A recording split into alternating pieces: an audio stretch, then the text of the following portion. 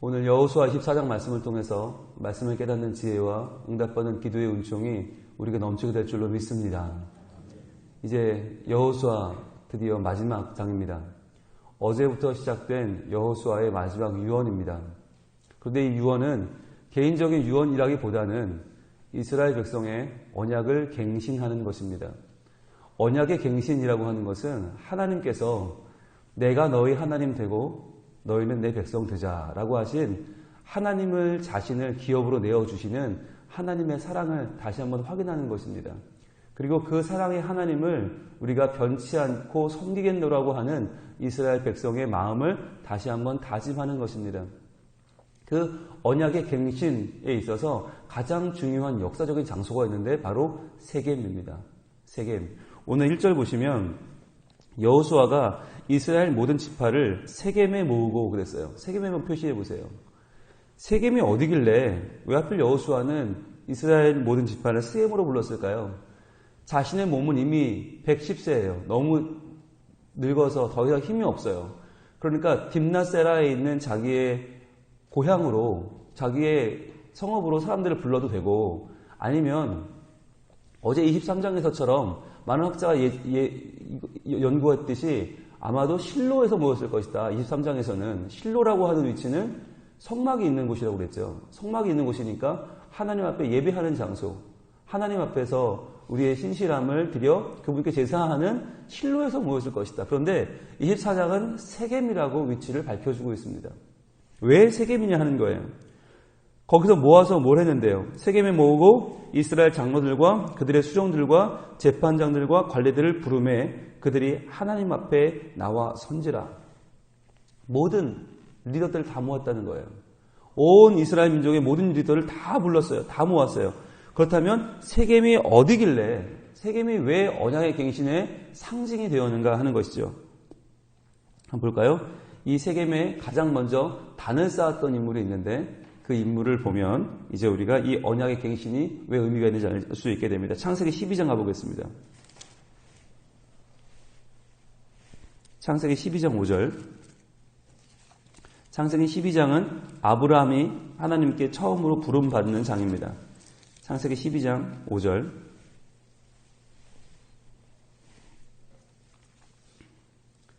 아브라함이 그의 아내 사레와 조카 롯과 하란에서 모은 모든 소유와 얻은 사람들을 이끌고 가나안 땅으로 가려고 떠나서 마침내 가나안 땅에 들어갔더라. 자, 아브라함이 처음으로 가나안 땅에 들어온 때가 창세기 12장인데요. 이때 6절 보겠습니다.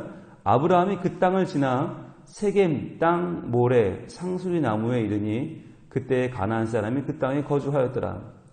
여호와께서 아브라함에게 나타나 이르시되 내가 이 땅을 내 자손에게 주리라 하신지라. 자기에게 나타나신 여호와께 그가 그곳에서 제단을 쌓고 라고 했어요. 그러니까 6절에 나타난 세겜 땅 모래 상수리 나무, 그 자리가 하나님이 아브라함에게 나타나신 자리고 이 땅을 내 자손에게 주리라 언약하신 자리고, 그래서 그 자리에 처음으로 제단을 쌓은 자리예요. 가장 처음 하나님의 언약을 받고 그 언약에 제단을 쌓은 자리가 어디냐면 바로 세겜이다라고 하는 거죠.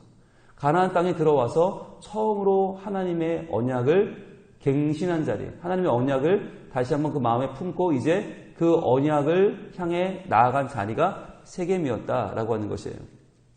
그래서 세겜은 이후에 야곱이 바다나람에서 자기 삼촌 라반에게 머물다가 돌아오죠. 자기의 아버지 야곱에게로 돌아오는데 돌아오는 길에 베델을 지나 한꺼번에 돌아온 게 아니고 세겜에서 몇 년간을 지체합니다. 그러다가 자기의 딸 디나가 세겜이라고 하는 주장에게, 마침 동네도 세겜이고 이름도 세겜이죠. 그 세겜에서 강간당하는 사건을 겪고 거기서 그 자기 아들이, 그것도 둘째와 셋째 시므온과 레위가 쫓아 들어가서 그들의 남자들을 다 죽이는 사건을 통해서 다시 한번 하나님만 의지하고 인생을 의지하지 말 것을 다시 한번 다짐했던 자리가 세겜이기도 합니다. 세겜은요 또 어떤 자리냐면 하나님께서 모세에게 주셨던 신명기 말씀 가운데서 너희가 가나안 땅에 들어가게 되면 거기서 복과 저주, 하나님이 주시는 그 복과 저주를 선택하라. 복과 저주를 선포하라고 했던 자리도 바로 세겜이에요. 신명기 11장 26절 가봅니다. 신명기 11장 26절을 봅니다.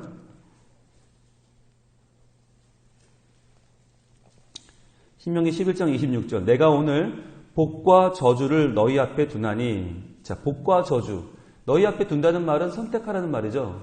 하나님의 언약, 복을 주실지 저주를 주실지 그 하나님 앞에서 너희가 삶의 결단을 하라는 이야기예요. 그런데 27절. 너희가 만일 내가 오늘 너희에게 명하는 너희의 하나님 여호와의 명령을 들으면 복이 될 것이요. 말씀을 들으면 복이 되죠. 언약 백성이 되는 거죠. 너희가 만일 내가 오늘 너희에게 명령하는 도에서 돌이켜 떠나 너희 하나님 여호와의 명령을 듣지 아니하고 본래 알지 못하던 다른 신들을 따르면 저주를 받으리라. 복과 저주. 하나님을 따르느냐 따르지 않느냐, 다른 신을 따르느냐, 복과 저주죠. 그런데 29절에 보시면 내 하나님 여호와께서 내가 가서 차지할 땅으로 너를 인도하여 들이실 때에 너는 그리심산에서 축복을 선포하고 에발산에서 저주를 선포하라. 이 말은 그리심산과 에발산 사이에 있는 어느 지역에서 네가 복의 말씀을 선포하면 그리심산에 있는 장로들은 아멘 할 것이고, 네가 그 자리에서 저주를 선포하면 에발산에 있는 장로들은 아멘 하라는 거예요. 그러니까 이 장소가 어디냐면 에발산과 그리심산의 중간이죠. 그게 어디냐? 그게 어디냐면 30절입니다. 이 두 산은 어디냐면 요단강 저쪽 곧 해지는 쪽으로 가는 길 뒤 길갈 맞은편 모래 상수리 나무 곁에 아라바에 거주하는 가나안 족속의 땅에 있지 아니하냐. 자, 길갈 맞은편 모래 상수리 나무 기억나시죠? 아까 창세기 12장 6절에서 바로 세겜의 모래 상수리 나무 그 자리, 아브라함이 처음 단을 쌓았던 그 자리에 가서 외치라는 거예요. 그 자리에 가서 외쳐라. 뭐라고 외치나? 거기서 하나님을 따르면 복이 임한다, 하나님을 버리고 다른 신을 따르면 저주가 임한다 라고 외치라는 거예요. 그러면 백성들이 아멘 아멘 하는 그 장소가 어디냐? 바로 모래 상수리 나무 세겜입니다.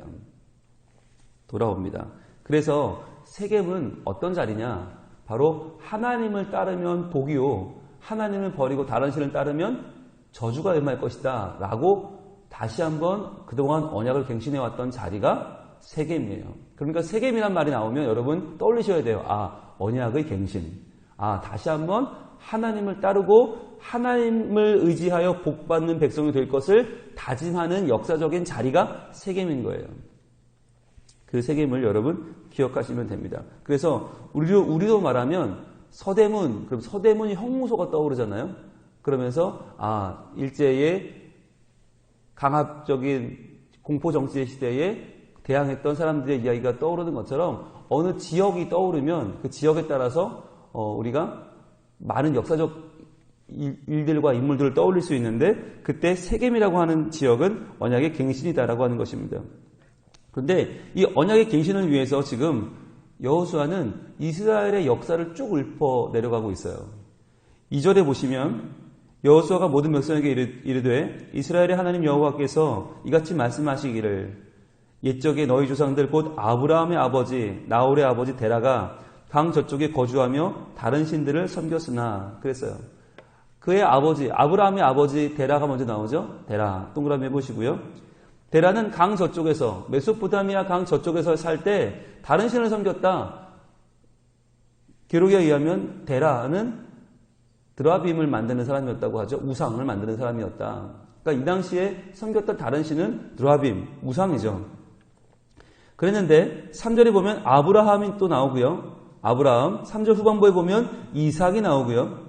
4절에는 이삭과 야곱과 에서가 나오고요. 그리고 5절에는 모세와 아론이 나오고요. 6절에는 애굽에서 인도하여 내신 하나님, 바다에 이르게 하신즉 애굽과 홍해 바다가 나오고요. 그리고 쭉 내려오면 7절은 이렇게 끝나요. 광야에서 거주하였느니라. 광야의 삶이 나와요. 그러니까 지금 순식간에 창세기에서 출애굽기로 지금 내용이 뛰어올랐죠. 그래서 9절에 보시면 모압 왕 십볼의 아들 발락이 나오죠. 그 발락이 어떻게 했어요? 발람을 불러다가 너희를 저주하게 하죠. 발락과 발람의 이야기, 민수기가 등장을 합니다. 그러면서 이제 10절을 지나 11절에는 너희가 요단을 건너 여리고에 이른즉, 그래서 여호수아까지 내용이 지금 창세기부터 출애굽기, 레위기, 민수기, 여호수아까지 모세 오경과 플러스 여호수아까지 내용이 지금 순식간에 등장을 합니다. 순식간에. 자, 그래서 지금까지 이런 역사를 통해서 하나님이 너희와 함께 하셨고 언약을 주셨다는 거예요. 그 언약이 지금 이루어졌죠. 어떻게 이루어졌어요? 13절입니다. 같이 읽을게요.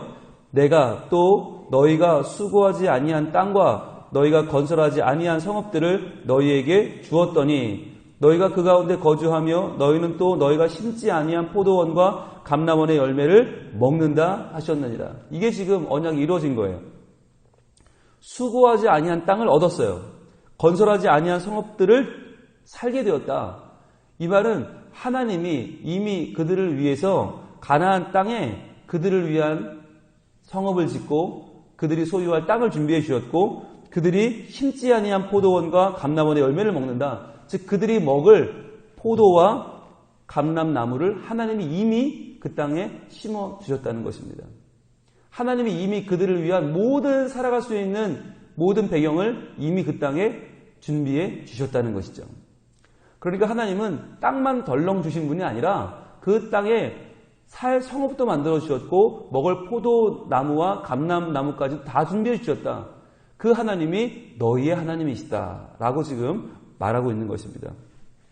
그래서 2절부터 13절까지가 그동안 우리 이 민족을 사랑하시고 이끄시고 인도하시고 준비하시고 그것을 너희에게 주신 하나님이라면 이제 14절부터는 그러므로 이제는 이렇게 돼요. 그러므로 이제는. 그럼 이제 우리는 어떻게 해야 될 것이냐? 그 하나님을 어떻게 믿어야 될 것이냐? 자, 언약의 갱신이라고 하는 것은 복과 저주를 선택하는 것이라고 그랬죠? 그러면 하나님을 선택하여 복을 받을래? 다른 신을 선택하여 저주를 받을래? 이제 그 갱신이 나오는 거죠. 14절. 그러므로 이제는 여호와를 경외하며 온전함과 진실함으로 그를 섬기라. 마지막으로 이제 인생이 다하는 이 고령의 여호수아가 이제 곧 운명을 앞둔 이 리더가 지금 온몸에 힘을 짜내서 선포하는 것입니다. 모든 후손들에게 이야기하는 거예요. 그러므로 이제는 여호와를 경외하며 온전함과 진실함으로 그를 섬기라. 너희의 조상들이 강 저쪽과 애굽에 섬기던 신들을 치워버리고 여호와만 섬기라. 자, 지금 데라 이야기부터 이 출애굽 후 여리고에 들어오는 가나안 족속의 이야기를 지금 왜 했냐? 바로 이것 때문에 한 거예요. 너희 조상들이 강 저쪽에 섬기던 신, 바로 데라가 메소포타미아 강 저변에 섬기던 그 드라빔을 버려야 되고, 또 하나 애굽에 섬기던 신들을 치워버려라. 애굽에 섬기던 그 모든 신들, 하나님이 10가지 재앙으로 벌하시고 그들을 초토화시키고 너희를 빼어내신 그 신들을 버려라. 그러니까 지금 여호수아는 뭐라고 해석을 하냐면 창세기부터 시작해서 출애굽기, 레위기, 민수기, 신명기, 여호수아까지의 모든 역사가 어떤 의도를 가진 역사였느냐? 하나님께서 다른 신을 섬기는 것을 버리게 하시는 역사였다는 거예요. 그래서 데라가 우상을 깎고 드라빔을 깎던 것을 버리고 그 아들 아브라함이 가나안 땅에 온 것처럼, 그리고 가나안 땅에 있는 너희들이 애굽에서 10가지 재앙을 통해 모든 애굽의 신들을 버리고 나와서 여기까지 온 것처럼 이제 너희는 다시 한번 결단해야 되는데 다른 신을 섬기지 않기를 결단해야 한다는 거예요. 그래서 하나님만 섬기라는 거예요. 15절입니다. 가장 유명한 절이죠. 여호수아 전체에서 가장 유명한 절이 24장 15절입니다. 같이 한번 읽어봅니다. 만일 여호와를 섬기는 것이 너희에게 좋지 않게 보이거든 너희 조상들이 강 저쪽에서 섬기던 신이든지 또는 너희가 거주하는 땅에 있는 아모리 족속의 신이든지 너희가 섬길 자를 오늘 택하라. 오직 나와 내 집은 여호와를 섬기겠노라 하니. 자, 이 말씀이 여호수아의 가장 핵심적인 요절이에요. 가장 유명한 절이에요. 여호수아가 지금 이야기하는 거예요. 만약 여호와를 섬기는 것이 좋지 않게 보이면 너희 조상들이 강 저쪽에서 섬기던 신들, 즉 우상과 드라빔을 섬기든지 아니면 너희가 거주하는 땅에 있는 아모리 족속의 신, 가나안의 신, 바알과 아스타롯을 섬기든지 너희가 섬길 자를 오늘 택하라는 것이에요. 이 말이 뭐예요? 복과 저주가 있는데 선택해라고 하는 거죠. 너희가 여기서 다시 한번 하나님을 붙잡으면 복이 될 것이고 너희가 이전에 섬기던 그 신들을 택하면 저주가 될 것이다. 선택해라. 여호수아는 자기의 마지막 목숨을 이들의 미래에 걸고 있습니다. 모든 전력을 다해서 지금 피를 토하는 심정으로 결정하라는 거예요. 그러면서 뭐라고 말해요? 오직 나와 내 집은 여호와를 섬기겠노라. 오직 우리 가정은, 나와 내 집은, 다시 한번 말하는데 우리는 여호와만 섬기겠다. 너희들도 섬길 자를 택하라 라고 말하는 거죠. 그렇게 말했더니 16절과 17절 그리고 18절에서 백성들이 이렇게 화답을 합니다. 자, 언약의 갱신 서약은 백성들이 하는 거죠. 지금까지는 리더가 이렇게 저렇게 말하면서 섬길 것을 정해라, 섬길 자를 택하라라고 했지만 이제 중요한 건 언약의 갱신은 응답으로 이루어지는데 어떻게 응답을 하는지 보세요. 16절 백성이 대답하여 이르되 우리가 결단코 여호와를 버리고 다른 신들을 섬기기를 하지 아니하오리니. 자, 먼저 우리가 라고 했죠. 우리 표시해 보세요. 우리가. 자, 우리 표시하시고 17절 이는 우리 하나님 여호와께서 친히 우리와 우리 조상들을 인도하여 애굽 땅 종되었던 집에서 올라오게 하시고 우리 목전에서 그 큰 이적들을 행하시고 우리가 행한 모든 일과 우리가 지나온 모든 백성 중에서 우리를 보호하셨음이며. 자, 이제 이 백성들은 그동안의 모든 역사를 누구의 역사로 받아들이는 거예요? 우리의 역사로 받는 거예요. 우리.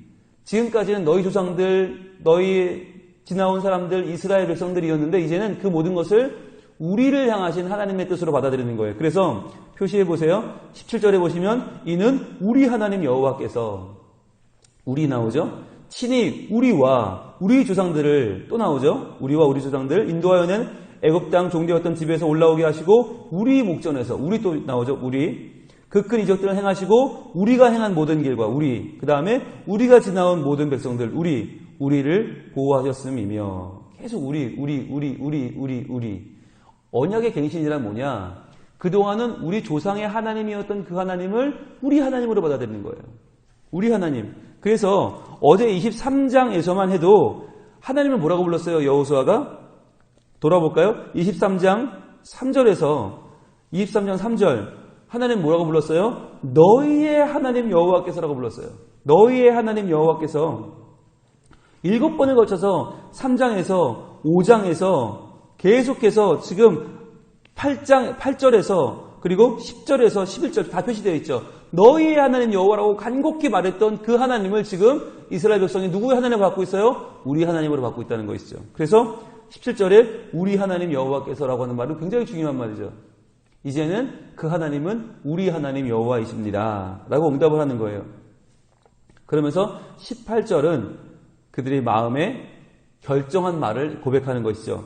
오늘 24장 18절 같이 있습니다. 시작. 여호와께서 또 모든 백성들과 이 땅에 거주하던 아모리 족속을 우리 앞에서 쫓아내셨습니다. 그러므로 우리도 여호와를 섬기리니 그는 우리 하나님이심이니이다 하니라. 우리를 위해 하신 이 모든 일을 믿습니다. 그래서 우리도 여호와를 섬기리니, 당신과 당신 집만이 아니라 우리도 여호와를 섬기겠습니다라고 결정하는 거죠. 그는 우리 하나님이심이니이다 하니라.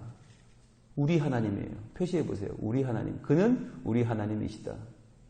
이것이 언약 갱신의 내용이죠. 이제 여호수아는 죽어도 여한이 없습니다. 그렇죠. 왜냐하면 그의 백성들이 이제 우리 하나님, 우리도 그분을 우리 하나님으로 모시고 우리가 그분을 섬기겠노라고 다짐하고 있기 때문입니다. 여러분, 이것이 여호수아가 물려준 가장 좋은 유산이었어요. 하나님께서는 우리에게 어떤 유산을 주기를 원하실까요? 큰 집이나 많은 돈이 아니에요. 때로는 고생할 수도 있어요. 때로는 돌아가는 것처럼 보여요. 때로는 이게 무슨 유산이야 싶을 때도 있어요. 그런데 하나님은 눈에 보이는 재화가 아니라, 물질이 아니라 하나님 안에서의 경험, 하나님의 도우심의 그 날들을 체험을 하나님은 우리에게 소유로 주세요. 유산으로 주시는 거예요. 그게 이제 오늘 4절 말씀에 나와 있는데, 오늘 4절 말씀을 한번 보시면, 자, 이삭에게는 야곱과 에서를 주었고, 그랬죠? 자, 이삭에게는 두 아들이 있었어요.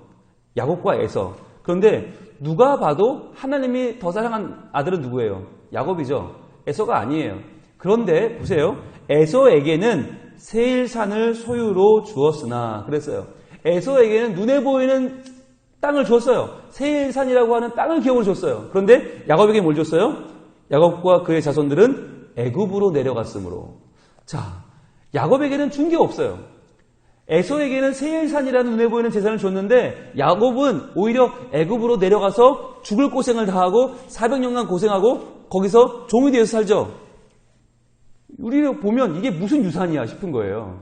아니 무슨 하나님이 별로 안 사랑하는 에서에게는 눈에 보이는 세일산을 떡하니 주더니 그럼 야곱에게는 더 좋은 땅 줘야지. 왜 야곱에게는 아무 땅도 주지 않고 오히려 애굽으로 내려가서 죽을 고생하고 종되게 만드는 이유는 뭔가요?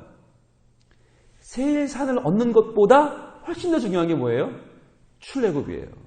하나님이 구원하시는, 하나님이 우리의 왕이 되시고 하나님이 우리를 인도하신다고 하는 그 삶의 절절한 경험이 훨씬 더 중요한 거예요. 그게 믿음이에요. 그러니까 우리가 믿음을 유산으로 준다고 하는 말을, 여러분 이거 굉장히 중요한 말이지만 이게 또 결단이 필요한 말이고요. 이게 두려운 말이기도 해요. 믿음을 유산으로 준다는 말은 눈에 보이는 뭐 커다란 거 좋은 거 주는 게 아니에요. 힘들고 어렵고 고된 길을 갈 수밖에 없는 그 믿음의 길을 걸어가는 인생을 준다는 거예요. 그러니까 오히려 그 믿음을 유산으로 받으면요, 그때부터는 갈등이 많아져요. 세상과의 시험이 많아지고 그때부터는 너무너무 그 믿음의 자리를 지키기가 힘들 거예요. 때로는 애굽에서 종살이 하는 것만큼 힘들어요. 그런데 그 믿음의 길을 걸어가면 나를 출애굽시키셔서 홍해를 갈라주시고 반석이 터져 물이 나오고 가나안 족속들이 퍽퍽 그 앞에 넘어져 나가는 것들을 보는 놀라운 하나님의 임재와 하나님의 동행하시는 경험들이 우리 앞에 펼쳐질 거란 말이에요. 그래서 오늘 우리에게 하나님 뭘 말씀하시나? 너희는 너희 자녀에게 무엇을 줄래? 라고 하는 거죠. 눈에 보이는 떡하니 재산 가치가 있는 땅을 하나 주고 말 것인가? 아니면 그들에게 비록 때로는 눈물 나고 힘들고 괴롭지만 그러나 하나님을 경험할 수 있는 삶을 줄 것인가? 그게 믿음의 삶이라는 거예요. 그 믿음의 삶을 지금 여호수아는 말하고 있는 거예요. 너희가 하나님만 섬겨라. 그런데 그 길은 쉽지 않아. 그 길은 편리하지 않아. 그 길은 평안하지 않아. 평탄하지 않아. 그러나 그 길을 걸어갈 때 너희가 그 하나님을 확실히 붙들 수 있어. 그 하나님이 너희를 도우시는 그 경험들을 하게 될 것이야. 그러면 너희는 아무리 힘들어도 하나님을 붙잡고 살아가는 동안 하나님이 너에게 복이 되시고 하나님이 너희의 기업이 되셔서 하나님이 너희 하나님 되시고 너희는 하나님 백성 되는 그 아름다운 언약이 또다시 갱신될 것이야 라고 지금 유산을 상속하고 있는 거예요. 여호수아가 준 이 상속 믿음의 삶, 믿음의 여정, 이것을 우리도 오늘 결단하기를 원해요. 우리의 믿음의 갱신은 무엇입니까? 새벽기도까지 나오는 우리가 하나님 버리겠어요? 하나님 안 믿겠어요? 그런 우리가 다시 한번 하게 될 언약의 갱신이 무엇입니까? 하나님, 우리의 자녀들에게도, 우리의 후손들에게도 돈보다, 명예보다 더 값진 믿음의 삶, 비록 흔들리고 넘어지고 아프고 깨져도 그러나 하나님 붙잡고 살아가서 결국에 그것이 복이 되는 하나님과의 관계가 더 확실하게 우리 삶에 하나님께 붙잡힌 바 되는 믿음의 삶을 전수하게 하여 주시옵소서. 그리하여서 결국에 하나님이 그들을 인도하시고 하나님이 그들을 구원하시고 하나님이 준비한 땅, 그들이 준비하지 않은 땅에 들어가서 그들이 짓지 않은 성읍에 살며 그들이 심지 않은 포도나무 열매를 먹고 그들이 심지 않은 감람나무 열매를 먹는 하나님께서 예비하여 주시는 인생이 되는 복을 우리가 누렸던 것처럼 우리의 자녀들도 누리게 하여 주시옵소서. 그래서 우리 다음 세대들이 더욱 하나님 안에서 하나님만 붙들고 살아가기를. 그래서 우리는 지금 너희 하나님 여호와께서라고 말하지만 때가 되면 그들이 우리 하나님으로 하나님을 모시고 우리 하나님을 붙잡고 살아 그 하나님과 동행하는 우리보다 훨씬 더 멋진 믿음의 삶이 그들에게 펴질 줄로 믿습니다. 여호수아가 끝납니다. 이렇게 끝나면 안 됩니다. 여러분 분명히 오늘 기도하면서 우리 삶에 결단이 있기를 원합니다. 하나님, 우리 가정을 지켜주시고 우리 가문을 지켜주시고 무엇보다 우리 성민 가족을 지켜주셔서 우리 대에서 믿음이 끝나면 안 됩니다. 하나님, 더 풍성하게 연결되고 이어지고 상속되어 그들의 삶에 다시 한번 하나님의 언약에 갱신되는 우리 다음 세대가 되게 하여 주시옵소서. 간절히 기도할 때 하나님 그 기도를 들어주시고 놀라운 하나님의 부흥을 우리에게 허락하실 줄로 믿습니다. 기도하겠습니다. 하나님 감사합니다. 여호수아 24장 이제 마지막 장입니다. 하나님, 여호수아를 우리가 함께 읽어 내려가면서 여호수아는 싸움의 책이 아니고 전쟁과 정복의 책이 아니고 오히려 그것을 분배해주는 과정을 통하여 하나님을 물려주는 유산 상속의 책임을 다시 한번 알게 되었습니다. 주님, 오직 너희의 하나님 여호와가 이제는 그들에게 우리의 하나님 여호와가 되어 그 하나님만 믿고 섬기기로 선택하고 결단하는 믿음의 유산 상속 언약의 갱신으로 여호수아가 마지막으로 마무리되고 있는데 지금 저희들의 인생도 이렇게 되기를 원합니다.